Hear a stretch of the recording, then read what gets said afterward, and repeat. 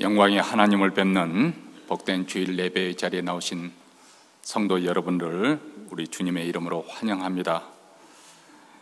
몇 가지 교회 소식 먼저 알려드리도록 하겠습니다. 오는 월요일부터 수요일까지는 레이크타워에서 제93회 북가주 노예가 열리게 됩니다.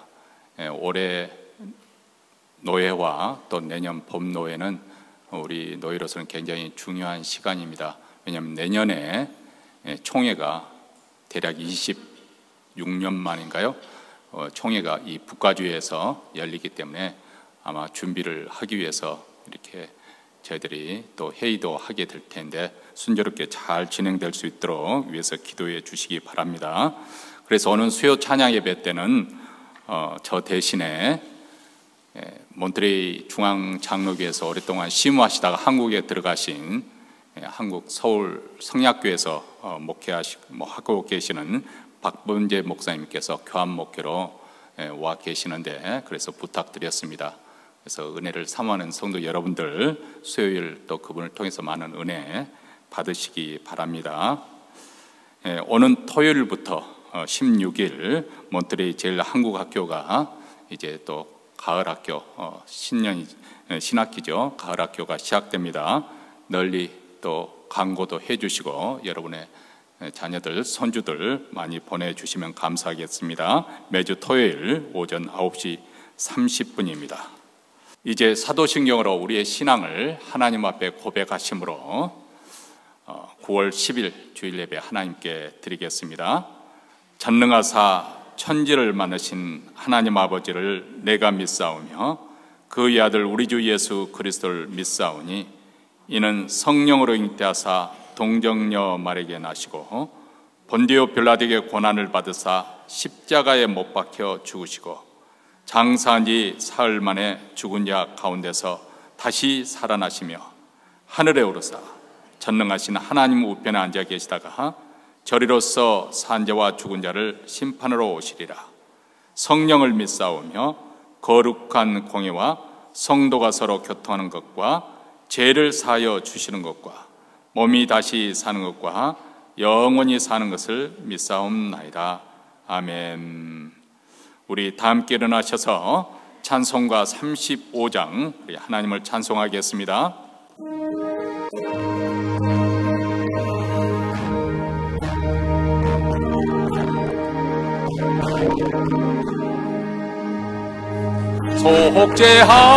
속죄하신 구세주를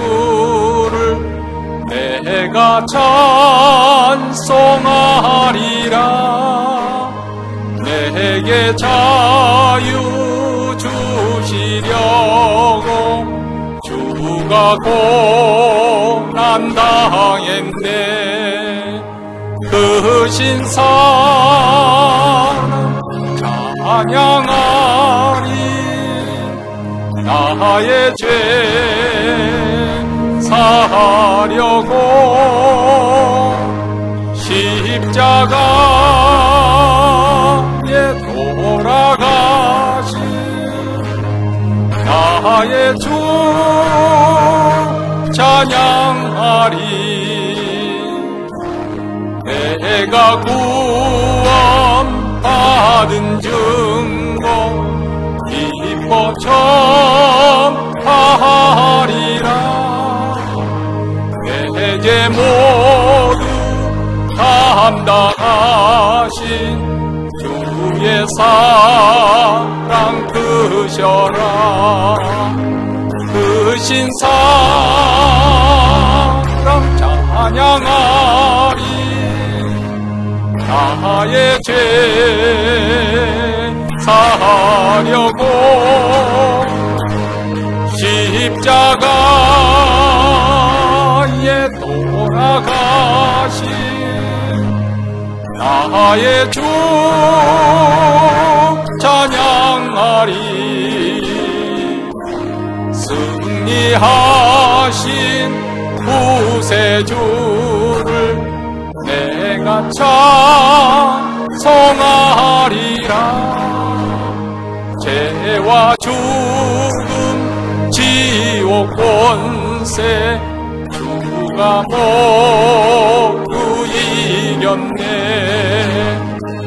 크신 사랑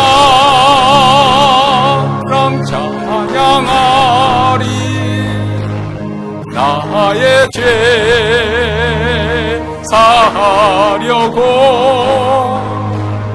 십자가에 돌아가시. 나의 주 찬양하리. 고마우신 구세주를 내가 찬송하리라. 죽음에서 생명으로 나를 인도하셨네. 크신 사랑 찬양하리. 나의 죄 사하려고 십자가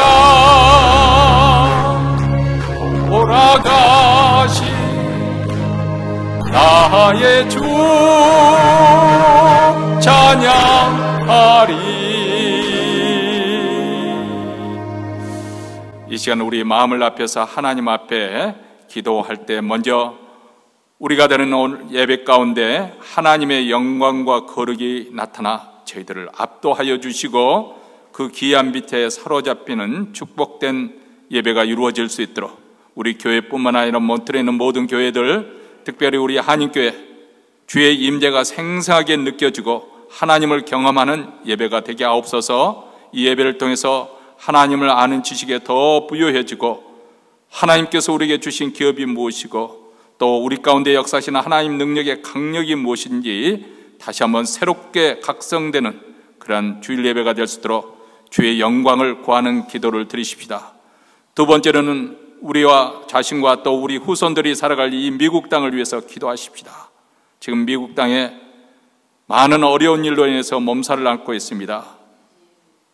마약 문제가 있고 또 모든 폭력과 총기 사고가 일어나고 있고 또 홈리스 피플 문제가 해결되지 않고 있고 또 정치적으로 경제적으로 여러 가지 어려운 고비를 맞이하고 있는 이 미국 땅에 우리 하나님 다시 한번 하나님의 나라가 힘있게 임하게 하시고 하나님의 공의가 이 땅에 하수처럼 흐르는 이 땅이 다시 한번 회복되고 치유되는 역사가 있게 하시고 이 교회를 통해서 우리 하나님 새롭게 이 땅에 부흥의 역사가 일어나기를 원합니다. 이렇게 미국을 위해서 기도하십시다. 세 번째로는 우리 각자 우리 가정의 기도 제목 소원하는 바를 하나님께 아뢰십시다. 자녀를 위한 기도 제목이든지 또 직장이나 사업터나 또 우리의 노후의 삶이나 우리 장래의 소원한 바를 하나님께 아뢰십시다. 이렇게 우리의 소원을 아뢰면서 특별히 우리 교우들 가운데 지금 이 시간에도 병석에 누워 계신 분들, 암투병하고 계신 여러 아픈 성도들, 또 수술을 앞둔 분들, 이렇게 여러 아픈 성도들과 또 심적으로 영적으로 공고한 자들, 가정적으로 경제적으로 어려움을 만난 자들, 이들을 위해서 우리 하나님의 선하신 대로 자비하신 대로 치유와 회복의 역사가 나타날 수 있도록 이런 기도 점을 가지고 다 함께 통성으로 하나님 앞에 기도하겠습니다.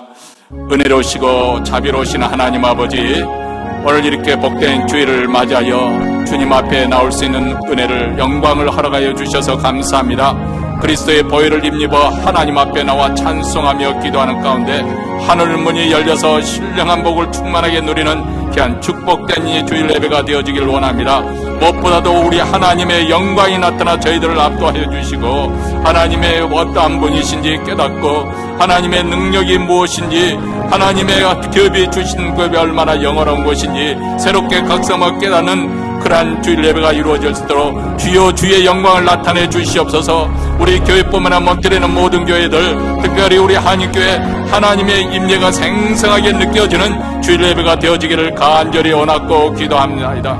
하나님 아버지, 우리가 살고 있고 또 우리 후손들이 살아갈 이 미국 땅을 위해서 기도하지 않을 수 없습니다. 아버지 하나님의 이 악한 영들이 행행하고 있는 이 땅에 다시 한번 영적으로 각성하게 흔들어 깨워주시옵시고 믿는 성도들이 일어나게 하여 주시고 하나님께 심으로 부르짖어 기도하여 이 아버지 이 땅에 아버지의 bom과 폭력과 총기사고가 만연하고 있고 마약이 범람하고 온갖 부정한 일, 음등한 일, 방탕한 일들이 일어나고 있는 이 미국 땅이 아버지 다시 한번 정신을 다리고 각성할 수 있도록 도와주시고, 지금 이 순간에도 많은 고통 가운데 어려움에 처한 자들, 가난한 자들을 주께서 긍휼히 여겨주시고 이 미국 땅이 새롭게 회복할 수 있도록 이 땅을 고쳐주시옵기를 간절히 원하고 기도합나이다. 자비로우시고 은혜로우신 하나님 아버지, 오늘 예배 시간에 우리 각자 가정마다 기도점을 가지고 나왔습니다. 자녀나 손주들 위해서 하는 기도나, 또 우리의 노후의 삶을 위해서 하는 기도나, 우리 직장이나 사업대회를 놓고 기도하는 모든 기도를 통해서 하나님의 은혜의 역사가 일어나기를 원합니다. 치유의 역사가 일어나기를 원합니다. 회복시키시나 하나님의 은혜가 오늘 예배 드리는 가운데 임하기를 원합니다. 아픈 자들을 치유하시고 고쳐주시옵소서. 암투병 하나 암세포도 녹아지기는 귀한 역사 있다게 하여 주시옵소서. 술을 앞둔 아버지 강선하고 원사님에게 주께서 치유의 역사로 은혜를 베풀어 주시옵기를 원합니다. 육체의 질병뿐만 아니라 영적으로 건강한, 심적으로 가난한 자들, 아버지의 심령이 가난한 자들 주께서 상처를 싸매 주시며, 또 가정마다 위기를 만난 가정에 우리 주님 하나님께서 회복시키시는 은혜가 함께하여 주시기를 원하오니, 오늘도 우리 기도를 드시고 응답하시고 하나님 우리를 만나 주시옵기를 원합니다. 하나님을 경험하고 돌아가는 주일 예배가 되어지기를 원하오니, 오늘 예배 가운데 하나님의 은혜가 충만하게 임하게 하여 주시옵기를 간절히 원하고 기도하오나, 오 하나님 아버지 도와주시고 우리의 기도를 응답하여 주시옵소서. 하늘에 계신 우리 아버지여, 이름이 거룩히 여김을 받으시오며 나라의 임하옵시며 뜻이 하늘에서 이룬 것 같이 땅에서도 이루어지이다. 오늘날 우리에게 일용할 양식을 주옵시고, 우리가 우리에게 죄진 자를 사하여 준 것 같이 우리 죄를 사하여 주옵시고, 우리를 시험에 들게 하지 마옵시고 다만 악에서 구하옵소서. 대개 나라와 권세와 영광이 아버지께 영원히 쌓옵나이다. 아멘. 보니까 오늘 또 이렇게 저희 교회에 방문하신 가정이 있는 것 같습니다. Welcome to our church. 근데 영어 예배 저쪽 드리고 있는데 우리 환영하겠습니다. 감사합니다.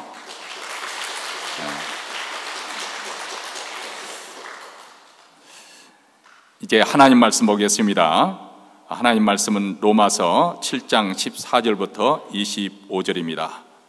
우리가 또 혹시 한국말만 이렇게 듣기 때문에 우리가 그 영어 예배는 저쪽 교육관에서 드리고 있거든요. 그러니까 아무 때라도 가셔도 괜찮습니다. 하나님 말씀은 로마서 7장 14절부터 25절까지 우리 한 목소리로 같이 읽겠습니다. 우리가 율법은 신령한 줄 알거니와 나는 육체에 속하여 제 아래 팔렸도다. 나의 행하는 것을 내가 알지 못하니 곧 원하는 이것은 행하지 아니하고 도리어 미워하는 그것을 함이라. 만일 내가 원치 아니하는 그것을 하면 내가 이로 율법의 선한 것을 시인하노니 이전에 이것을 행하는 자가 내가 아니요 내 속에 거하는 죄니라.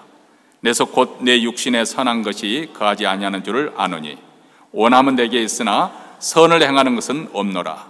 내가 원하는 바 선은 하지 아니하고 도리어 원치 아니하는 바 악은 행하는도다. 만일 내가 원치 아니하는 그것을 하면 이를 행하는 자가 내가 아니요 내 속에 거하는 죄니라. 그러므로 내가 한 법을 깨달았노니 곧 선을 행하기 원하는 나에게 악이 함께 있는 것이로다. 내 속 사람으로는 하나님의 법을 즐거워하되 내 지체 속에서 다른 법이 내 마음의 법과 싸워 내 질서 속에는 죄의 법 아래로 나를 사로잡아오는 것을 보는도다. 오라 나는 공고한 사람이로다. 이 사망의 몸에서 누가 나를 건져내랴. 우리 주 예수 그리스도로 말미암아 하나님께 감사하리로다. 그런즉 내 자신이 마음으로는 하나님의 법을, 육신으로는 죄의 법을 섬기노라. 아멘. 우리 그리스도인들이 겪는 대부분의 고민은 구원받은 이후 우리 신앙생활에 관한 그런 거기서 얻어지는 그런 문제들일 것입니다. 특별히 모순된 자기 자신의 모습, 그런 갈등 가운데 있는 자기 모습을 발견하게 될 때 무척이나 당황스럽고, 또 우리가 느끼는 가장 큰 갈등의 원인은 아마도 예수를 믿은 이후에 내가 생각하는 만큼 내 자신이 그렇게 빨리 변화되지 않는다. 물론 여러분들 이제 간혹 한국에 가서 초등학교 동창생을 만나게 되면, 특히 이제 초등학교 동창생이 예수를 믿지 않은 사람이고 나는 미국에 와서 신앙생활을 한 사람이라면 오랜만에 만나게 되면, 수십 년 후에 만나게 되면 아마도 깜짝 놀라게 될 것입니다. 아, 이게 믿는 사람과 안 믿는 사람과 차이가 이렇게 간격이 벌어지는 것일까? 예? 대화를 하면 할수록 전혀 다른 세계의 사람과 내가 만나서 대화하는 것처럼 아마 느끼게 될 것입니다. 그런 차이를 느끼지만은, 그러나 내 자신이, 내 스스로 내가 내 자신을 볼 때 왜 이렇게 안 변하지? 나는 여전히 왜 이렇게 문제투성에 살고 있지? 아마 모두 다 내 자신의 모순된 모습을 가지고 무척이나 당혹해하고 이것 때문에 괴로워할 것이라고 생각합니다. 예수를 믿은 후에 기쁨과 평강이 충만할 줄 알았는데 그렇지 못하는 내 자신의 모순된 모습에 깊은 좌절과 함께 고뇌에 빠지게 되는 거죠. 과연 내가 올바르게 진리의 길을 걷고 있는 것인지, 내가 겪고 있는 이 갈등, 내적인 갈등과 모순은 어떻게 해결해야 옳은 것인지 깊이 고민하지 않을 수 없습니다. 자, 이 문제는 오늘 본문의 내용과 우리가 직결됐지만은 이에 대한 이해를 돕고자 구약에 있었던 사건을 살펴보기를 원합니다. 자, 구약과 신약의 관계는, 구약은 마치 한 편의 그 외국 영화를 볼 때, 우리가 어렸을 때 외국 영화를 보면은 한글 자막, 번역이 된 자막이 나오지 않습니까? 물론 그 영상을 보고 대충 어떻게 내용이 흘러가고 있는지 짐작은 해가면서 보지만은 자막을 보지 않으면은 그 스토리가 어떻게 전개되는지 완전히 이해하기 어렵잖아요. 구약은 영상을 보는 것과 같아요. 그림으로 보여주는 거예요. 그러나 신약은 자막으로서 What's going on? 이것을 보는 거예요. 근데 만약에 영상이 없이 자막만 본다고 생각해 보십시오. 그 영화가 얼마나 끔찍한 시간이 될 건지, 정말 재미없고 지루한 시간이 되지 않을 것입니까? 되지 않겠습니까? 그렇잖아요. 그것은 만약에 오늘 본문이 이 본문만 가지고 이해한다면 굉장히 지루하고 난해하고 이해하기 어려워요. 저같이 조금 잘난 목사를 만나서 여러분들은 조금 이해가 쉬울는지는 모르겠습니다만 사실 로마서는 쉽지 않거든요. 또 저도 수박 겉핥기식이지 정말 그 깊이를 다 풀어내지 못합니다. 그러나 구약 성경으로 돌아가서 구약의 그것을 보면은 이게 복음의 그 풍성하고 부유함을 더 깊게 우리가 느낄 수가 있는 거예요. 자, 구약에서 우리가 출애굽 사건을 우리가 알게 될 건데, 이것은 하나의 신약 시대에 우리 믿는 사람들이 그리스도의 십자가 아래서 어떻게 구원받는가 하는 것을 예표 보여주는 그런 그림과 같은 그런 역할을 하는 거거든요. 하나님께서 이제 가나안 땅에, 출애굽에서 가나안 땅에 들어가려고 하는 여호수아와 이스라엘 백성들에게 한 가지 명령을 내리죠. 그것은 뭐냐면 가나안 땅에 살고 있는 7 족속들, 이 사람들을 진멸하라. 남자와 여자는 말할 것이 없고 허리가 흰 노인부터 앞뒤를 분간 못하는 갓난아이까지 완전히 없애라는 것입니다. 이 진멸이라는 단어는 우리가 그냥 무찔러서 죽여서 완전히 없애라는 그런 단어 자체 뜻이긴 하지만은 이것은 구약 시대에는, 고대 근동 시대는 특별히 종교적인 의미를 담고 있습니다. 가령 예를 들어서 이스라엘 백성들이 여리고성을 함락하고 거기에 얻어지는 모든 재물을 손을 대지 말라고 하잖아요. 왜냐하면 그것은 하나님께 봉헌된 것이니까. 그런데 아간이 하나님의 명령을 듣고도 거기서 시날산 외투와 금은 보화를 탐내다가 그 일가족이 아골골자에서 몰살당하는 그런 사건 여러분 잘 아시지 않습니까? 진멸이라고 하는 것은 바로 하나님이라, 이것은 하나님께 봉헌한다, 그런 의미가 담겨져 있습니다. 뭐 이 시간에는 그것을 공부하려는 것은 아니기 때문에요. 근데 여기서 궁금한 점은 왜 하나님께서, 사랑이 많으신 하나님께서 그런 잔인한 명령을 내렸을까? 사실 오늘날 현대인들에게는 도무지 이해가 되지 않는 부분이고 또 받아들일 수 없는, 수긍할 수 없는 그런 분위기도 합니다. 그래서 이런 의문점 때문에 초기 기독교 그 이단, 영주주의를 받아들인 이단 말시온이라는 그런 사람은 구약의 하나님은 율법의 신으로서 무자비하고 진노한 신이기 때문에 신약에 나타나는 그 사랑의 하나님, 예수 그리스도의 하나님과는 다른 신이다, 이런 주장까지 했습니다. 그래서 이단이죠. 어쨌든 그렇지만은 여전히 질문은 남아 있습니다. 사랑이 많으신 하나님께서 어떻게 가나안 7 족속을 그렇게 진멸하라고 명령하셨을까? 자, 우리 그리스도인들에게도 이 명령이 무엇을 의미하는 것인지, 물론 그렇다고 해서 하나님을 부정하는 것은 아니지만 혹시라도 구약에 계시된 하나님과 신약에 계시는 하나님과 서로 다른 상반되는 하시는 아닌가, 그런 의문은 여전히 남습니다. 자, 그런데 이 명령이 옳으냐 그러냐 우리의 그 도덕적인 기준에서 판단하기에 앞서서 우리가 그 시에 돌아가서 왜 하나님께서 이 명령을 내리셨는지, 특별히 하나님의 백성이 이스라엘 백성들에게 그 명령을 내리신 의도가 무엇이든지 우리가 그것에 대해서 심층 깊게 연구를 해야 될 것이고, 또 이것이 다시 말씀드렸습니다. 구약은 신약 성경에 이루어질 일 하나에 보여주는 그림자에 불과하거든요. 그러니까 그 실체에 대해서 이 사건이 의미하는 바가 무엇인가, 우리가 그것을 영적인 관점에서 우리가 이것을 살펴봐야 되는 것이죠. 자, 구약에서 바로 이스라엘 백성들에게 있어서는 애굽이라는 것은 한마디로 세상을 의미합니다. 그리고 언제나 그런 것은 아니지만은 여기서 가나안 땅은 천국에 들어가는 것을 상징을 합니다. 그들이 드디어 애굽 땅을 떠나서 이제 약속의 땅, 즉 천국에 들어가게 되는데, 그 천국은 우리가 생각했던 것처럼 우리는 생각하기를 죽으면 더 이상 수고가 없이 이제 마냥 놀고 먹는 그런 정도로, 마냥 영원히 죽지 않고 사는 그런 정도로 생각하는데, 지금 현재 가나안 땅에 들어가서 이스라엘 백성들이 펼쳐지는 일은 마냥 놀고 먹는 땅이 아니고 거기는 무엇이 기다리고 있어요? 치열한 전투가 기다리고 있는 거예요. 그것은 가나안이 7 족속들을 쫓아내야 되는, 진멸해야 되는 그런 전쟁이 기다리고 있었습니다. 자, 이 점을 우리가 가나안 땅을 그렇다면 왜 천국으로 이렇게 상징하고 있는 것인가? 언제나 그런 것은 아니지만 왜 우리가 그렇게 상징하는 것인가? 먼저 천국에 대한 정의를 올바르게 할 필요가 있습니다. 천국이라는 것은 한마디로 하나님의 통치가 이루어지는 영역, 그것이 천국입니다. 그렇기 때문에 하나님의 천국은 죽어서만 가서 이루어지는 것이 아니라 이 땅에서도 우리가 예수를 믿고 그래서 하나님의 통치가 우리에게 이루어지는 거예요. 그것은 바로 천국이 임한 것입니다. 그래서 예수님께서는 한 영혼에 복음이 들어가서 하나님의 통치가 이루어지면 그 영혼에 천국이 임했다. 그래서 마태복음 12장 28절에 보면, 그러나 내가 하나님의 성령을 힘입어 귀신을 쫓아내는 것이면 하나님 나라가 이미 너에게 임하였느니라. 죽어서만 가는 천국을 말하고 있는 것이 아니라 지금 현존하고 있는 천국, 복음이 전파됨으로써 하나님의 통치가 이루어지는 그곳에 이미 천국이 임하고 있다는 거예요.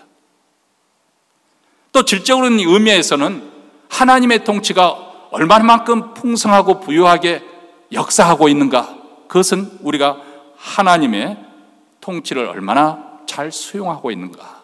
다시 쉽게 더 이야기하면 하나님 말씀에 언제나 얼마나 우리가 순종하며 살고 있는가, 그 정도에 달려있기도 합니다. 우리가 예수를 믿음으로 말미암아서 이미 우리 마음에 하나님의 나라 천국이 임했습니다.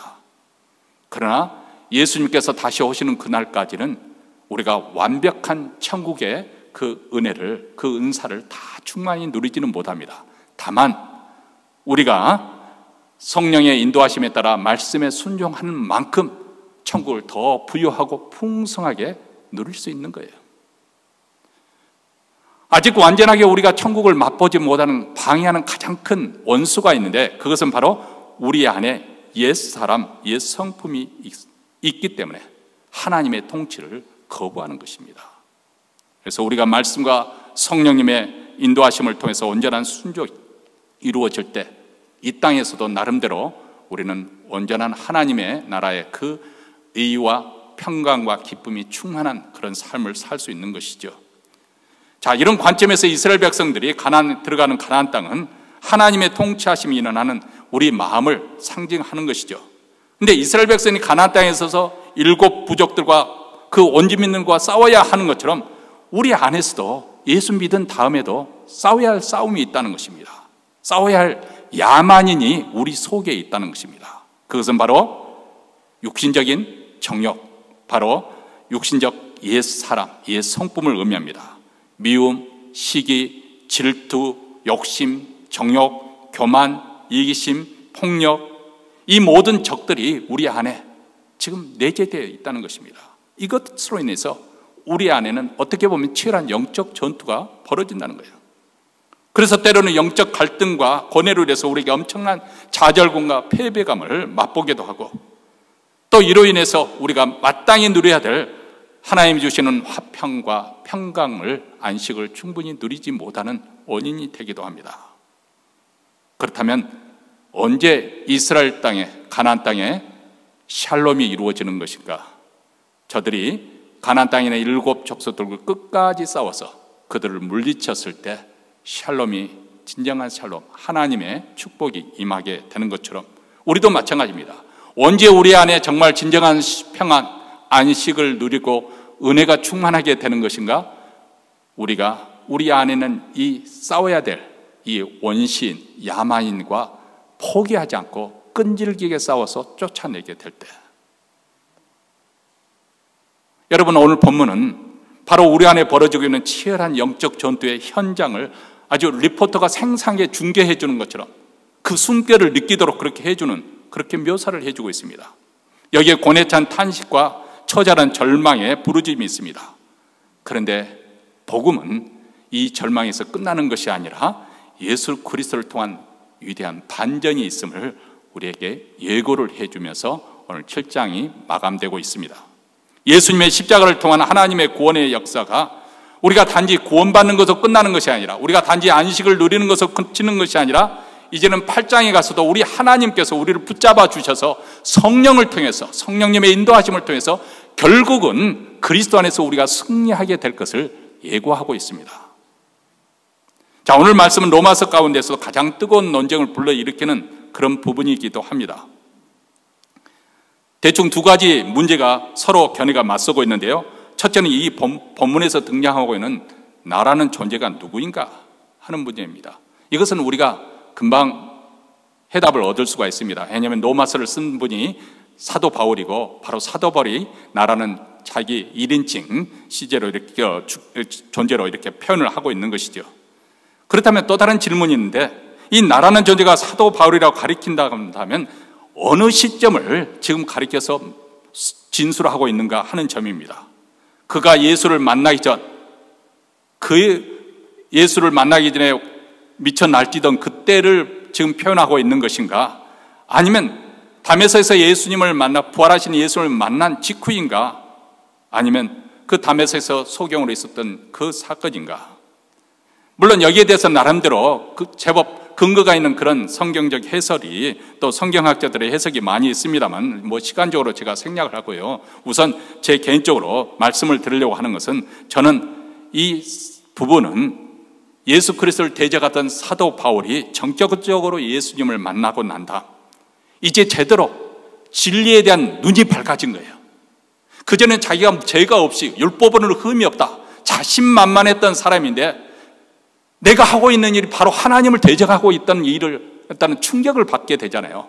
그러면서 율법에 대한 재해석이 이루어지면서 그 안에 있는 나의 모순된 모습으로 인해서 갈등을 겪고 있다고 저는 그렇게 봅니다. 그리고 이 전장성에서 보면 오늘 이 시대에 사는 우리 그리스도인들이고 예수 믿는 다음에 얼마든지 겪을 수 있는 그런 사건이라고 저는 생각할 수 있습니다. 제가 이렇게 생각하는 이유는 본문에 나타난 이 주인공은 죄에 대한 아주 통렬한 자각이 이루어지고 있습니다. 양심의 찔림도 있고 뉘우침도 있고 하나님의 법을 즐거워하면서도 그렇게 살지 못한, 그럴 능력이 없는 자기 자신의 모습을 보고 좌절하고 절망감을 탄식하는 사람, 이 사람은 틀림없이 구원받은 신자입니다. 저는 여러분 스스로도 검증해 보기를 원합니다. 여러분들이 말씀을 들을 때마다 찔림을 받지 않고 하나님 말씀을 읽고서도 전혀 나는 별로 신앙생활에 문제가 없는 사람이야, 당연히 천국에 들어가지, 이런 생각을 하고 있는 사람이라고 한다면 어쩌면 그 사람은 구원받지 못한 사람일 수도 있겠다, 그런 생각을 해봅니다. 우리가 하나님의 말씀에 밝아지면 밝아질수록 내가 그렇다 해서 더 악해진 것은 아니지만 나에 대한 새로운 이해가 생기잖아요. 내가 정말 하나님 앞에 죄인이구나. 이런 죄에 대한 민감성, 죄에 대한 자각, 그래서 늘 전전긍긍하면서 혹시 내가 구원받지 못한 거 아니야? 이렇게 고민하는 사람이 있다면 저는 오히려 그것이야말로 당신이 진정한 그리스도인이라는 것을 보여주는 사인이라고 볼 수가 있겠습니다. 그렇게 말하겠습니다. 여러분, 세상 사람들은 하나님의 법, 하나님의 수준에서 고민하지 않습니다. 그들은 세상 법, 아니 그것도 들키기 전까지는 아무런 나야 양심적이지, 나야 떳떳하지, 이 정도 사는데 내가 뭐가 문제야? 내가 왜 죄인이야? 그렇습니다. 들통이 나도, 심지어는 감옥서에 끌려가도, 아니 나보다 다른 사람 더 악한 사람들 많은데 왜 나만 감옥서에 집어넣느냐, 내가 이렇게 된 것은 저 사람 탓이야, 이렇게 남 탓을 하며 사는 것이 세상 사람들이 살아가는 모습입니다. 그런 잘못이 있어도 죄에 대한 통렬한 자각이 있어서 후회하고 그리고 하나님 앞에 회개하느냐? 결코 그렇지 않습니다. 이런저런 핑계와 구실을 댑니다. 내가 이럴 수밖에 없었다. 근데 오직 구원받은 성도들만이 하나님 말씀대로 살지 못함에 대한 그런 자책, 그래서 늘 마음 아파하고 괴로워하는 것이죠. 여러분, 한번 우리 자신 스스로 검증해 보세요. 세상에서 엉망진창으로, 정말 믿지 않는 사람들은 그렇게 엉망진창으로 살면서도 아무런 문제의식을 느끼지 못한다고 한다면 당신은 어쩌면 그리스도인이 아닐 수도 있습니다. 반면에 늘 전전긍긍하면서 죄책감이 눌려서 내가 이렇게 살아서는 안 될 텐데, 그렇다면 물론 그렇게 사는 것이 정상적이라고 제가 말씀은 드리지 않겠지만 혹시라도 그런 생각 때문에 좌절감을 느끼고 낙담된 분이 있다면 여러분 염려하지 마십시오. 바로 그것이 여러분이 진정한 그리스도인 표지가 될 수 있습니다. 자, 그뿐만 아닙니다. 오늘 말씀에 보면 믿는 자들만이 갖는 특징이 또 두드러지게 나타나고 있습니다. 우선 7장 9절에 보면 은혜를 받은 사람이라면 율법을 새롭게 자각하게 된다는 거예요. 전에 이 법을 깨닫지 못할 때는 내가 살았더니 계명의 이름에 죄는 살아나고 나는 죽었도다. 이 말을 한마디로 말해서 하나님의 말씀 그 기준을 예전에는 제대로 알지 못한 채는 그때는 내가 이 정도면 아주 거룩한 사람이지, 이 정도면 나는 세상에서 떳떳한 사람이지, 나는 양심적이야, 착한 사람이야, 그렇게 하는데 계명의 정신을 알고 보니까 납작 엎드러지는 거죠. 아, 내가 죄인이구나. 그리고 한 걸음 더 나아가서 19절에 보면 내가 이제는 행해야 될 선이 무엇인지 그리고 행치 말아야 될 악이 무엇인지를 분별하는 지식을 갖게 되었다고 말씀하고 있죠. 그리고 21절에는 선을 행하고자 하는 소원이 마음에 불릴 듯이 있다는 것입니다. 그리고 22절에 보면 마침내 하나님의 법을 한쪽에서 그것을 즐거워하는 마음이 생겼습니다. 말씀을 듣는 것을 달게 들으려. 예전에는 하나님 말씀이 보링해 하는 거예요. 그것이 세상 재미있는 일도 아니잖아요. 목사가 그 여학 가운데 재밌는 이야기면 귀가 쫑긋하게 깨어나지만은 그렇지 않으면 싹 달팽이 속으로 들어가가지고 지루하게 얼려서 설교가 끝났으면 그러잖아요. 그런데 제대로 복음이 들어가게 되니까 하나님 말씀이 달콤하게 느껴져요. 즐거워하게 되는 거예요. 자, 이런 모습은 믿는 자만이 보여줄 수 있는 두드러진 특징이죠. 그러면서 동시에 여전히 답답하고 괴로운 문제를 안고 있어요. 그것은 무엇이냐면 율법을 알면 알수록, 선을 행하고 싶어 하면 할수록, 그리고 하나님의 계명을 즐거워하면 할수록 우리 속에 이율배반적인 모순이 발견되더라는 것입니다. 어떤 모순이 발견될까요? 첫째는 우리가 원하는 대로 선을 행치 못하고 있는 내 자신의 모습, 그 모순을 보고 힘들어하는 것이죠. 15절입니다. 나의 행하는 것을 내가 알지 못하노니 곧 원하는 이것은 행하지 아니하고 도리어 미워하는 그것을 함이라. 또 18절에 내 속 곧 내 육신에 선한 것이 거하지 아니한 줄 아노니 원함은 내게 있으나 선을 행하는 것은 없도다. 19절에 내가 원하는 바 선은 하지 아니하고 도리어 원치 아니하는 바 악은 행하는도다. 여러분, 원하는 것은 분명히 내가 선을 행하기를 원하는데 이상하게도 결과를 보면은 원치 않은 바 악을 행하다는 거예요. 이런 경우가 얼마나 많은지 모릅니다. 가령 예를 들어서 여러분 처음 어떤 어려움에 빠진 사람, 봉착한 사람을 여러분이 성심성의껏 도와줍니다. 그게 참 좋은 일이죠. 남들이 할 수 없는 좋은 일을 한 것이죠. 근데 나중에 그 사람이 전혀 고마워하지도 않고 마치 도움을 받지 않는 것처럼 행동하면 우리는 분노를 합니다. 저 사람이 저럴 수가 있어? 나한테 그렇게 도움을 받고? 자, 그 말은 뭐냐면은 나는 전혀 그 사람에게 처음에는 뭐 칭찬을 받고자 한 것도 아니고 보답을 받고자 한 것은 아니었어요. 근데 결론적으로 말하면 내 속에 여전히 내가 그렇게 베풀었음에도 불구하고 그 사람이 나를 무시한 것에 대한 그런 분노, 이것이 표출되더라는 거예요. 그런 경우가 얼마나 많습니까? 아니, 내가 이 교회를 위해서 얼마나 수고하고 봉사했는데 이 목사도 알아주지도 않아, 성도들도 인정하지 않아, 그리고 난 내 직분자 선거에서 떨어져. 사람들이 열을 받지요. 물론 처음부터 그런 것은 아니었어요. 그런데 내 속에 사람들에게 인정받고 하는 그 욕구, 욕망 때문에 내가 사람들에게 그렇게 정당한 대접을 받지 못한 것에 대한 분노가 일어나는 거예요. 이게 바로 모순되는 부분이에요. 나는 분명히 하나님의 영광을 위해서 일하고 싶었는데 결과론적으로 왜 내가 분노하고 있었죠? 내가 왜 그렇게 미워하고 있죠? 왜 내가 시험에 들고 있죠? 이런 모순이 내 안에 발견되더라는 거예요. 그래서 사도 바울은 17절에 이제는 그것을 행하는 자가 내가 아니요 내 속에 가는 죄니라. 죄라는 거대한 실체적인 실체가 존재하기 때문에 내가 아무리 거기서 벗어나고자 해도 여기서 벗어나지 못하고 그래서 18절에 원함은 내게 있으나 선을 행하는 것이 없다. 또 19절에 내가 원하는 바 선은 행치 않고 도리어 원치 않으면 악은 행하다. 이런 고백이 터져 나오는 것입니다. 두 번째로 이런 모순되는 것이 분명히 함께 공존할 수 없음에도 불구하고 내 안에 공존하고 있는 이 모순입니다. 한 지붕 안에 함께 살 수 없는데 이 두 가지의 두 가지 성향, 또 두 가지의 법이 우리 안에서 공존하고 있다는 것입니다. 그래서 17절에 이제는 이것을 행하는 자가 내가 아니요 내 속에 거하는 죄니라. 21절에 그러므로 내가 한 법을 깨달았노니 곧 선을 행하기 원하는 나에게 악이 함께 있는 것이로다. 자, 여기 보면 사도 바울이 득도를 했다는 거예요. 도를 깨쳤다. 한 가지 법을 깨달았는데 그것이 뭐냐면 내 안에 선과 악이 함께 공존하다라는 거예요. 여러분, 참 무서운 말입니다. 보통 사람들은 우리는 이렇게 사람들을 구별을 하고 살죠. 구분을 하죠. 저 사람은 좋은 사람이야. 저 사람은 나쁜 사람이야. 이렇게 이분법으로 사람을 구별하기를 좋아하죠. 그래서 저 나라는 나쁜 나라야, 저 나라는 좋은 나라야, 아주 단순하게 그렇게 합니다. 특별히 이제 우리 한국 사람들은 한반도의 분단적인 그런 시대적인 상황을 안고 있기 때문에 이런 흑백 논리가 굉장히 강한 그것을 가지고 있습니다.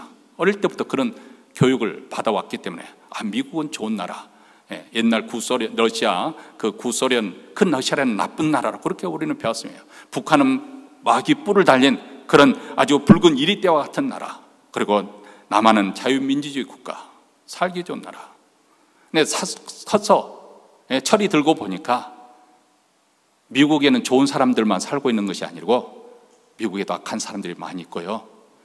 소련에 악한 사람들만 있었던 건 아니고 물론 정치 지도자들이야 권력자들이 나쁜 놈들이지만은 거기에도 선량한 사람들이 많이 있습니다. 북한 땅에도 정말 죄 없이 북한의 폭정에 의해서 고통을 받고 있는 그런 사람들이, 인민들이 많이 있습니다. 다시 말하면 우리가 겉으로 볼 때는 좋다고 선하다고 착하다고 봐지지만 속에는 시커먼 죄가 문득 숨겨져 있는 경우가 얼마나 많습니까? 우리는 그 주변에서 그런 일이 이렇게 불거질 때마다 저 사람이 그럴 줄은 몰랐는데 깜짝깜짝 놀라지만 아니요. 우리 인간이라는 것은 다 모순된 모습으로 살아가고 있습니다. 좋은 점도 있는가 하면 그런 악한 모습도 있습니다. 아니, 다른 사람 이야기할 것도 아니고 우리 안에도 그렇습니다. 착한 줄만 알았는데 어느 순간에 내 마음속에 무서움, 미움과 증오심과 혈기와 정욕, 거짓과 이성이 자리하고 있는 것을 보고 스스로 자기 자신의 모습을 보고 놀라지 않습니까? 내가 이렇게 악한 사람이었던가? 어린아이들은 다릅니까? 순수하고 착합니까? 저 해맑은 미소에 무슨 그 악한 것이 있을까 싶습니다만 여러분, 어린아이들도 얼마나 영악한지 모릅니다. 그렇잖아요. 얼마나 상황 판단, 분위기 파악을 잘하는지 모릅니다. 그래서 우리가 자녀들을 교육시킬 때 첫 번째, 일반적으로 그렇다는 것입니다. 이거 성경 법칙이 아니에요. 일반적으로 아버지와 어머니가 언제나 한편이어야 해요. 아빠가 노했으면 엄마도 노해야 되고요. 엄마가 노했으면 아빠도 노해. 아빠가 예했으면 엄마도 예했어요. 이렇게 일관성이 있어야지. 그렇지 않고 아빠는 분명히 노했는데 엄마가 가서 이렇게 살살도 엄마 나 막 떼쓰고 그러면 그래 그러고 풀어줘 버리면 아이가 영악하기 때문에 그것을 이용하는 거예요. 그러면 부모의 권위가 서지 않고 그다음부터는 교육이 안 되는 거예요. 그래서 우리가 자녀들을 교육하는데 굉장히 중요한 것은 먼저 일관성 있게, 우리 집에서는 이것은 안 되는 거야, 이것은 허용될 수 있어, 이렇게 선을 그어주는 거 굉장히 중요하죠. 왜냐하면 어린애들도 영악하기 때문에 그런 것입니다. 자, 이것은 무엇을 우리에게 말씀하냐면 누구나 막론하고 선과 악이 공존하는 그런 존재라는 거예요. 자, 이 말의 뜻은 그렇다고 해서 심하게 표현하면 하나님도 섬기고 죄도 줄고는 이중생활을 한다는 그런 쪽으로까지 제가 말씀을 드리려는 것도 아니고, 하나님의 법을 분명히 좋아하는 우리 마음속에 죄에게 길을 열어주는 그런 육신의 연약함이 있다는 것입니다. 복병이 숨어 있다는 거예요. 공존하여서는 안 되고 공존할 수도 없음에도 불구하고 버젓이 우리 안에 공존하고 있는 그 모순이 우리에게 있다는 것입니다. 그리고 세 번째로 한 걸음 더 나아가서 그렇게 공존함에도 그 공존한 가운데 악한 소유에 우리가 번번이 굴복해서 패배를 맛보더라는 그 모순이 우리에게 있다는 것입니다. 23절 말씀입니다. 우리 한 목소리 읽겠습니다. 내 지체 속에 한 다른 법이 내 마음의 법과 싸워 내 지체 속에는 죄의 법 아래로 나를 사로잡아 오는 것을 보는도다. 자, 내 마음의 원한 바와 달리 죄를 범하게 되는 그런 모순이, 여기서 죄의 법이라고 그렇게까지 표현을 했습니다. 그 말은 그만큼 죄가 우리를 사로잡는 힘이 강력하다는 것입니다. 여러분, 법은 어떻습니까? 불가항력적으로 모든 사람에게 다 적용되는 거예요. 우리가 반항도 해보고 피해 보려고 하면 할수록 그 법에 따라서 집행이 되어지면 벌금을 내든지 아니면 구치소에 가든지 감옥소에 살든지 그렇게 할 수밖에 없는 것입니다. 그처럼 죄는 아주 막강한 힘을 가지고 우리를 사로잡는다는 거예요. 우리 안에 하나님의 법과 죄의 법이 항상 싸우겠는데 결국 누가 이기는가 하고 살펴봤는데 결국 죄가 이기고 말더라는 것입니다. 죄의 법으로 나를 사로잡는 것을 보는도다. 이것은 우리 인간의 죄성이 얼마나 강한지 나를 묶어서 악의 수렁텅이로 밀쳐 넣는다는 것을 말합니다. 그럼에도 불구하고 사람들은 죄의 그 강력한 힘을 모르기 때문에, 그것을 마치 빙산의 일각만 보기 때문에, 겉으로 드러난 것만 보기 때문에, 배가 그 겉에 드러난 그 얼음 조각만 보고 하면 안 되잖아요. 왜냐하면 그 겉에 드러난 바다 표면에 나타난 것은 극히 일부분이고요, 그 밑에 엄청난 얼음덩어리가 숨겨져 있거든요. 죄를 가볍게 여기는 이유는 죄의 정체를 파악을 못하기 때문에, 그리고 죄가 아주 간교하기 때문에 스스로 속아 넘어가는 거죠. 그리고 죄가 얼마나 끈질기고 집요한지 모릅니다. 옛날 시골에서 모를 심을 때 보면은 자꾸 다리에 거머리가 달라붙지 않습니까? 그래서 피를 빨아먹는 거예요. 아무리 잡아 뜯어도 또 들어가면 또 어느새 저 거머리가 또 다른 것이 달라붙는 것처럼 우리 인간의 죄성이 그렇게 강하다는 것입니다. 그런데 번번이 우리가 죄와 싸워서 실패하다라는 거예요. 여러분, 이같이 세 가지 모순, 이율 배반, 그리고 갈등과 패배로 인해서 바울에게 말할 수 없는 고뇌와 고통을 안겨다 줬습니다. 자, 믿음으로 의롭다함을 받고 이제 하나님과 화목하게 됐고 화평하게 되었는데 어떻게 이런 모순이 일어날 수 있는 것인가? 예수와 함께 옛사람이 죽었는데 더 이상 죄의 종이 될 수 없는 사도 바울에게 어떻게 이런 이율배반적인 일이 일어날 수 있을까? 이제는 더 이상 율법으로부터 자유해서 성령의 사람이 된 바울에게 어떻게 이런 패배가 이루어질 수 있을 것인가? 그래서 어떤 사람은 이런 모습이 사도 바울이 예수를 만나기 직전이라고 그렇게 주장하기도 합니다. 그런데 어쨌든 오늘 본문의 말씀은 그렇다고 해서 사도 바울이 예수 믿기던 다시 하나님과 원수된 그 자리로 옮겨갔다 그런 뜻은 아닙니다. 다만 지금 현재 사도 바울이 경험하고 있는 이 모순과 갈등이 너무나 크게 드러난 나머지 여기서 느끼는 절망감을 표시하는 그런 감정적 묘사다. 이렇게 보면은 오늘 본문이 한글 우리에게 이해가 될 수가 있습니다.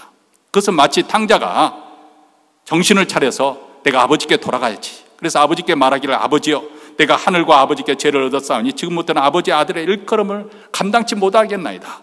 나를 품꾼의 하나로 보소서 하리라. 이렇게 말하고 가서 실질적으로 아버지께 나는 아버지 아들이라고 부르기에 감당치 못하겠습니다. 품꾼의 하나로 여겨줘도 감지적지하겠습니다. 그렇게 아들이 말합니다. 그러자 아버지가 어떻게 합니까?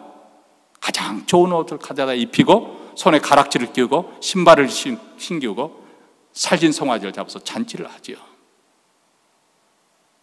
다시 말하면 아들은 품꾼의 하나로 여겨달라고 하지만은 아버지는 품꾼의 하나로 취급하지 않았다는 것입니다. 자, 이것은 무엇을 의미하냐면 우리가 이미 의인이 되었지만 육체를 입고 사는 것이기 때문에 가끔 죄에 패배하여 이런 치욕적인 절망적인 그런 상태에 놓여지기도 합니다.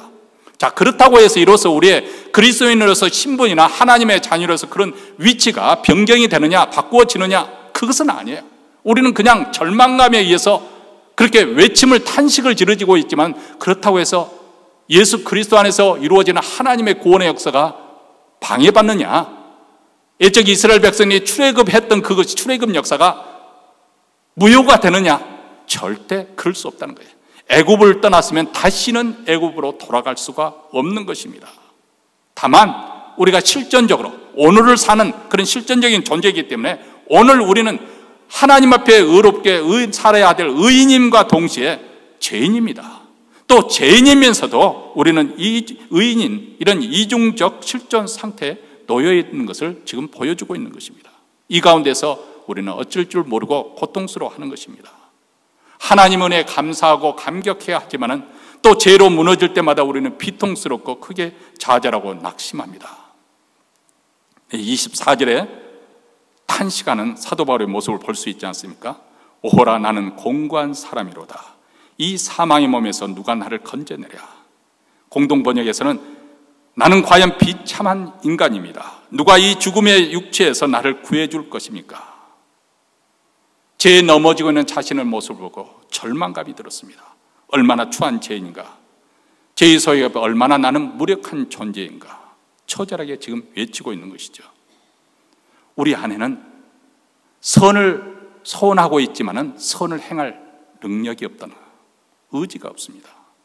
거룩하게 살 힘도 경건하게 살아갈 능력이 없는 것이 문제입니다. 그렇기 때문에 우리도 우리 양심에 손을 얹고 숙고해보면 사도 바울처럼 오호라, 나는 공고한 사람이로다. 이 사망의 몸에서 누가 나를 건져내랴. 외치지 않을 수 없습니다. 아, 나는 얼마나 위선적인가. 아, 나는 얼마나 탐욕스러운가. 아, 나는 얼마나 거짓되고 이기적인가. 이렇게 우리 자신에 대해서 절망할 수밖에 없는 것이죠. 자, 만약 여기서 끝난다면 복음이 기껏 우리를 끌고 와서 이 절망에 빠뜨린 그 결과밖에 더 되겠습니까? 그렇기 때문에 우리 신앙생활이 비극이었죠. 그런데 하나님의 구원의 역사는 우리가 구원받았다는 그것으로 끝나는 것이 아니라 구원받은 이후에도 하나님의 열심은 결코 중단되지 않는다는 거예요. 그래서 우리가 계속해서 8장에 가면 바로 성령을 통해서 우리를 결코 패배로 끝나지 않게 하고 넉넉하게 승리하게 하실 것이다.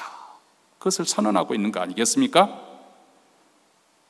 그래서 사도 바울이 이 절망의 순간에 누구를 바라봤습니까? 25절입니다. 우리 다 함께 읽겠습니다. 25절 말씀. 우리 주 예수 그리스도로 말미암아 하나님께 감사하리로다. 그런즉 내 자신이 마음으로나 하나님의 법을, 육신으로는 죄의 법을 섬기노라. 자, 절망의 순간에 예수님을 바라보았습니다. 그는 예수님이 왜 십자가에 못 박혀 죽을 수 있을 수밖에 없는가? 그 이유를 비로소 알게 되었습니다. 왜 죄 없는 하나님 아들 예수께서 참혹한 십자가에 못 박혀서 피를 흘려 돌아가실 수밖에 없는지 깨닫게 된 것이죠. 왜냐하면 우리 힘과 우리의 의지로는 도저히 이 죄의 세력에서 빠져나올 수가 없기 때문에 우리를 자유케 하기 위해서 예수께서는 우리를 대신하여 십자가에 죽으신 것이죠. 죄에 팔려가는 우리를 사기 위해서 예수님은 자신의 고귀한 생명을 그 대가로 지불하신 것이죠. 그리고 우리 안에는 더럽고 그리고 뿌리 깊은 죄성을 도말시키기 위해서 십자가에서 피 흘리며 돌아가신 것입니다. 여러분, 그렇기 때문에 십자가의 사건은 내가 구원받을 때만 예수님의 피가 보혈이 필요한 것이 아니라 우리는 매일매일 또 살아가고 있기 때문에 우리는 매일매일 죄로부터 건짐을 받아야 됩니다. 죄의 세력으로부터 자유해야 됩니다. 그런데 우리에게서 절대적으로 필요한 것이 있는데 그것은 바로 예수님의 십자가가 필요한 것입니다. 왜냐하면 세상 그 어떤 것도 우리의 죄성을 근절시킬 수 없고 오직 예수님의 십자가만이 어떠한 악한 죄성이라도 뿌리채 뽑아버리고 우리를 거룩한 하나님의 자녀가 되게 하는 능력이 있기 때문에 우리에게는 매일 십자가의 은혜가 필요한 거예요. 왜냐하면 우리의 구원은 단번에 영원히 이루어진 것이기도 하지만은 또 우리는 매일 살아가지 않습니까? 그래서 우리는 매일 죄와 싸움이 우리에게 펼쳐지고 있는 거예요. 예수님이 다시 오실 그때까지는 이 전투는 결코 그치지 않을 거예요. 그렇기 때문에 우리는 여전히 오늘도 십자가의 도움이 필요한 것입니다. 고린도전서 1장 18절에 보면 십자가의 도가 멸망하는 자에게는 미련한 것이요 구원을 얻는 우리에게는 하나님의 능력이라. 이 십자가의 은혜가 얼마나 감사하고 고맙습니까? 그래서 우리 주 예수 그리스도로 말미암아 하나님께 감사하리로다. 왜 하나님께 감사해야 됩니까? 하나님께서 그리스도 안에서 예수 그리스도의 십자가를 통해서 우리의 놀라운 구원을 이루어 주셨을 뿐만 아니라 구원받은 이후 성도의 삶 속에서도 하나님께서 열심으로 이 십자가를 통해서 은혜를 주시기 때문에 그렇습니다. 우리 자신을 바라보면 오라 하고 탄식할 수밖에 없어요. 그래서 또 하나님의 보좌 우편에 앉아 계신 예수 그리스도 우리 부활하신 주님을 바라보면 감사리로다 탄성이 나옵니다. 자신에 대한 탄식이 기쁠 때 하나님에 대한 은혜에 대한 찬송이 더 감격적입니다. 오라는 처절하는 그런 탄성이 나올수록 감사리로는 더 감격적이 되어집니다.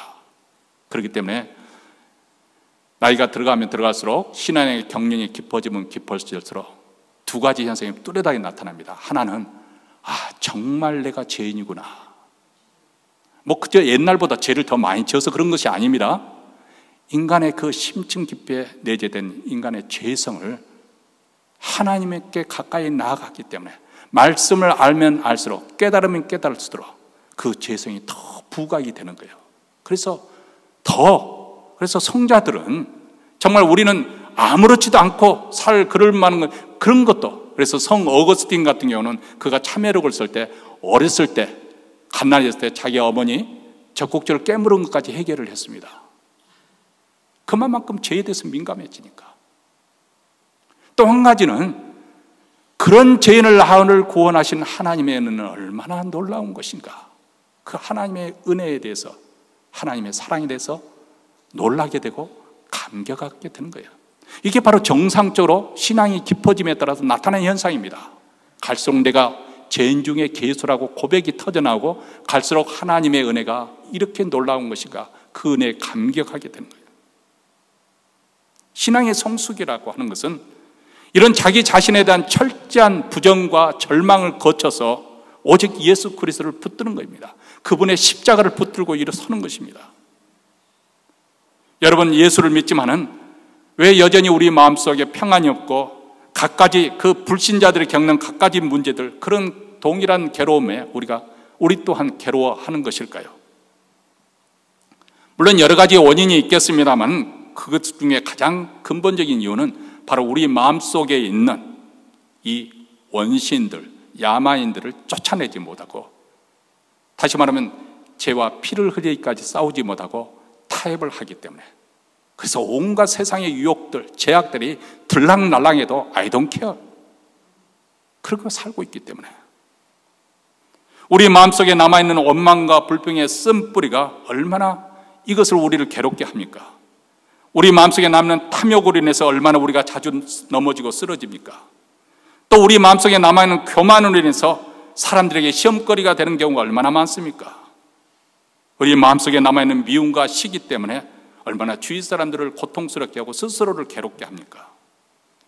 우리 마음속에 여전히 남아있는 헛된 욕망과 명예심 때문에 얼마나 우리가 허황된 것에 방황하는 삶을 살게 됩니까? 아직도 정복되지 않은 이 가나안 원주민 때문에 이것이 남아 있어서 우리 옆구리에 가시가 되고 우리 눈에 연기가 돼서 우리를 지금도 괴롭히고 있는 것입니다. 왜 교회가 세상 사람들로부터 치욕과 멸시와 괴로움을 당하고 있을까? 왜 세상 사람들이 이렇게 짓밟히고 있을까? 그 원인은 교회가 수요가 적어서, 믿는 사람들의 수요가 적어서 그런 것 아니에요. 헌금이 적게 들어와서 돈이 없어서 그런 것도 아닙니다. 그 원인은 교회 안에 스스로 정복해야 될 이 적들을 제대로 싸우지 않고 있기 때문에 그랬어요. 그 싸움을 싸우잖아요. 오히려 세상 탐심처럼 욕심 때문에 이 좋은 자리를 남에게 넘겨줄 수 없이 해서 자기 아들들에게 물려주는 이 세습 때문에, 그러니까 세상에서 사회 지탄이 대상이 되는 것이죠. 또 예수 믿는 사람들이 세상 사람들도 더하더라. 이 물질에 대한 탐욕이 세상 사람들을 보기에 초연해야 되는데 더 지도가 하거든요. 그러니까 세상이 조롱거리가 되는 것이죠. 아니, 목사면 됐지, 목사이요 뭐 박사가 필요가 뭐, 내가 무슨, 그냥 어떤 사람 명함에 보면 그냥 쭉 썼잖아요. 그것도 부족해서 뒷장까지 다 썼잖아요. 얼마나 세상 사람들의 조롱거리가 될까요? 히브리서 기자는 12장 1절과 2절에서 우리에게 이렇게 말합니다. 모든 얽매기 쉬운 것들을 벗어버리고 믿음의 주요 온전케 하신 이인 예수를 바라보자. 우리가 신앙이 성숙하고 믿음이 성장한다는 것은 자기를 벗어버리고 우리를 무겁게 하는 모든 죄, 그것들을 벗어버리고 예수를 더욱더 꽉 붙들라는 것입니다. 자기 의의를 내려놓고 온전히 예수의 피를 의지하라고 말씀합니다. 그러면 우리에게 진정한 자유함이 있고 기쁨이 있고 평강이 임하게 될 것입니다. 우리 모두 다 매일매일 또 매 순간마다 예수님의 십자가 앞에 나아가 기도할 수 있게 되기를 바랍니다. 십자가 앞에 나의 모든 무거운 짐들, 죄의 짐들을 다 내려놓고 우리 주님의 안에서 참된 평안이 있기를 주의 이름으로 축원합니다. 기도하겠습니다.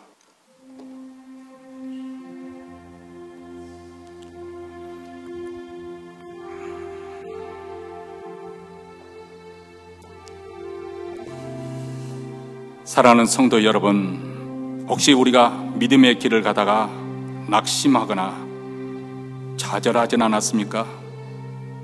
그렇다면 아직 우리는 최후의 안식의 땅에 들어가지 않았습니다. 아직 우리는 약속의 땅에 들어가지 않았습니다. 이제 조만간에 예수 그리스도께서 다시 오실 터인데, 그때 우리 안에 거룩한 일을 행하시는 우리 하나님께서 우리를 완성시켜 주실 것입니다. 그때까지는 우리는 칠하게 믿음의 싸움을 잘 싸워야 됩니다.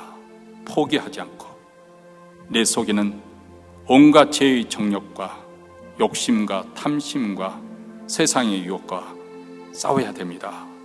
잘 싸우면 그만큼 하나님 나라가 충만하게 임하게 될 것이고, 하나님의 다스림이 그만큼 충만하게 임할수록 우리는 천국의 맛을, 천국의 의와 거룩과 구원과 지혜와 기쁨과 평강이 더 충만하게 될 것입니다. 이런 복된 자리로 나아가는 우리 모두가 되시기를 바랍니다. 하나님 아버지, 감사합니다.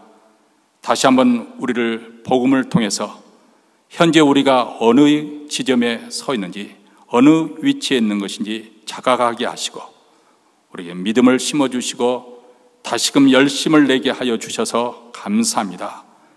예수 그리스도의 십자가 이외에는 아무런 자랑거리가 없습니다. 하나님의 은혜가 전부인 줄 믿습니다. 오늘 또 정성껏 준비한 예물을 가지고 하나님 앞에 나왔습니다. 주님 받아주시고 그 마음의 평강에서 평강으로 지켜주시고 이 땅에서 끝날 때까지 우리 하나님의 그 선한 의지를 통해서 하나님의 거룩한 작품 예수 그리스도의 형상을 닮아가는 거룩한 백성으로 살게 하여 주시고, 가정에 평강을 다하시고 자손들에게 주님께서 신령한 복을 다하여 주시옵소서.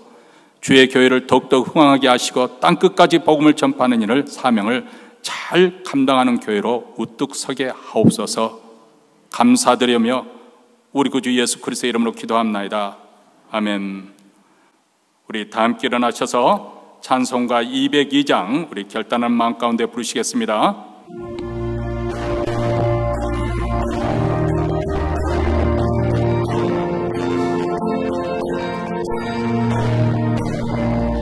죄에서 자유를 얻게 함은 보혈의 능력, 주의 보혈, 시험을 이기는 승리되니 참 놀라운 능력이로다. 주의 보혈 능력 있도다. 주의 피 믿으오. 주의 보혈 그 어린 양의 매우 귀중한 피로다. 육체의 정욕을 이기는 보혈의 능력, 주의 보혈 정결한 마음을 얻게 하니 참 놀라운 능력이로다. 주의 보혈 능력 있도다. 주의 피 믿으오. 주의 보혈 그 어린 양의 매우 귀중한 피로다. 눈보다 더 이게 밝히는 것 보혈의 능력, 주의 보혈 부정한 모든 것 밝히시니 참 놀라운 능력이로다. 주의 보혈 능력 있도다. 주의 피 믿으오. 주의 보혈 그 어린 양의 매우 귀중한 피로다. 구주의 복음을 전할 제목 보혈의 능력, 주의 보혈 날마다 나에게 찬송주니 참 놀라운 능력이로다. 주의 보혈 능력 있도다. 주의 피 믿으오. 주의 보혈 그 어린 양의 매우 귀중한 피로다.